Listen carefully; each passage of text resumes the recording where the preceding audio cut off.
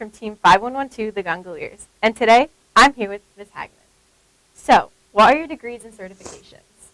I have a lot of degrees and certifications. I started out getting my first degree in sports medicine from UConn. So I did a undergrad in sports medicine with a concentration in strength and conditioning and nutrition.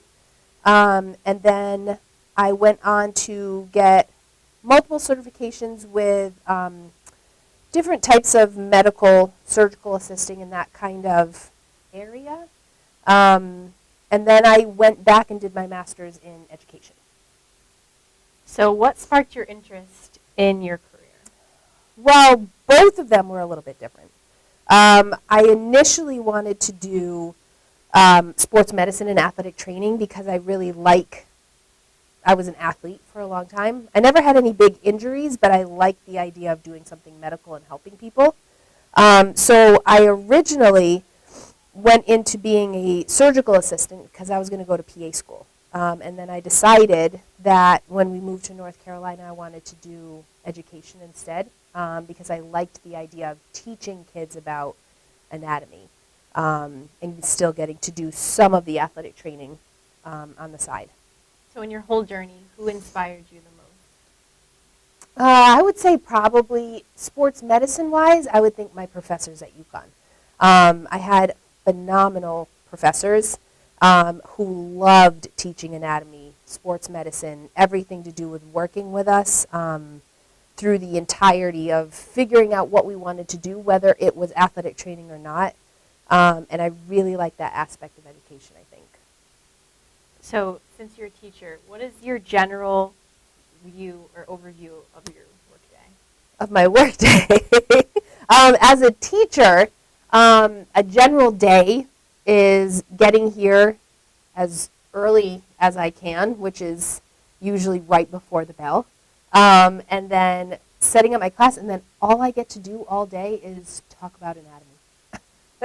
So I get to talk about the stuff that I love the most, and then make students do labs that I find interesting and also entertaining to watch them do. But my workday it's busy during the day, but I get to interact with you guys all day long. And then I grade, try to plan for next week. I have kids at home, so I get as much done as I can during the day. I'm home usually by 3 in the afternoon, which now that I have little kids, there's not much I can do in the afternoons, but I do some athletic training for the school now. But I used to usually do that as kind of a side job as well. It's just less right now because of where my kids are. So how did your career shape you into the person you are today? Person in front of you.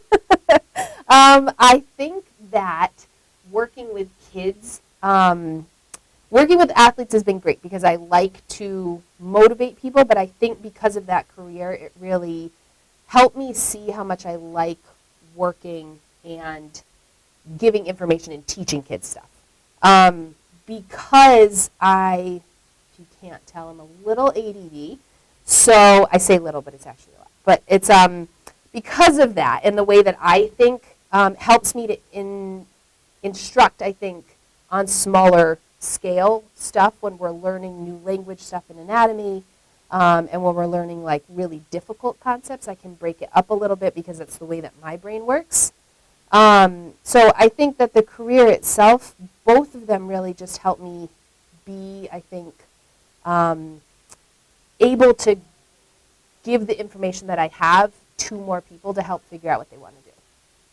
Did you do any activities and that helped you get to where or prepare you and interest you in your career? Yeah, I think athletic training, doing that helped me work into really when I was working in the surgical field. And then in the surgical field, I worked with so many patients.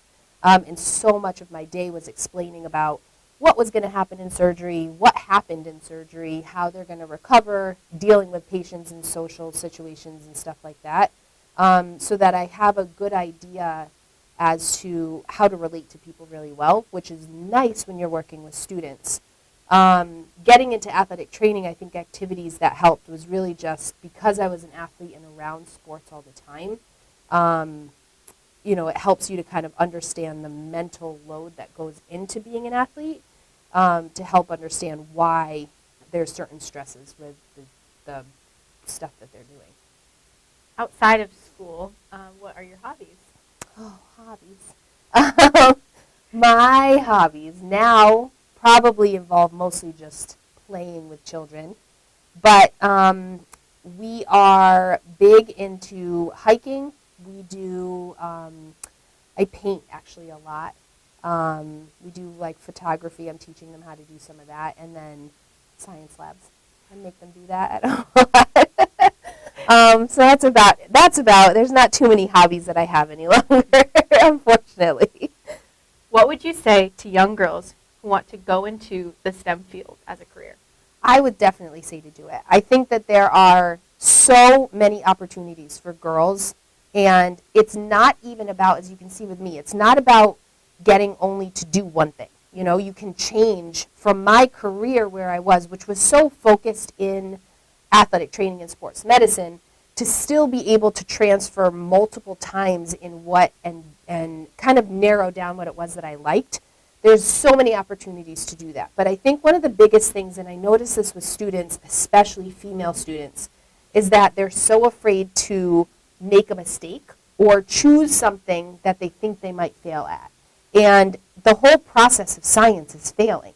So it's necessary for people to try to do things that are just a little bit maybe outside of the reach, realizing how great you can really do at it, but also realizing that you're still going to make mistakes even when you choose the job that you do. So I think that the more girls that are doing this, especially younger girls who are interested, is going to help other people see how much fun that's going to be. And that's the best part about STEM, is that all of the careers, every single one of them is fun, because you get to be creative and you get to think and you get to do the stuff that you want to do. Is there anything else you would like to add? No, just thank you so much for having me on today. Of course. And that concludes today's STEMography here with Ms. Hagemann. Thank you guys so much for watching.